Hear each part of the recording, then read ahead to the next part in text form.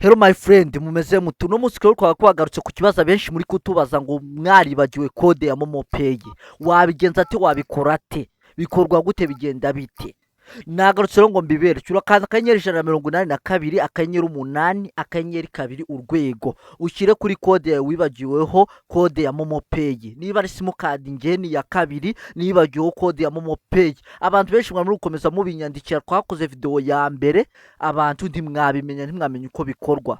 Ahasigaye nurangiza rero barahita bakuzana hangaha kuko barahita kuzana kubigendana na kode ya MOMO Pay.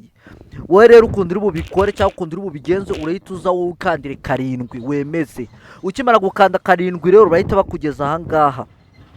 Bakikugeza hangaha wakibaza ngo urabigenza gute cyangwa urabikora gute. Bantu bange mwese mufite ikibazo cya kode za MOMO Pay wibagiwe, ukibagirwa ukuntu bikorwa, nabazana no munsi mbere kukuntu bikorwa.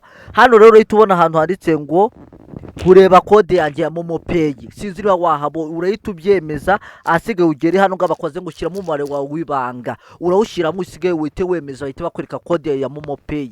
Babantu mwari mufite ibibazo ngibyo byo ko mwari bagiwe amakode, ndakeka iki kintu hano nkikwetse. Abantu bashaka kumenya uko bafungura kode ya MOMO Pay nayo video ndaje nyikore.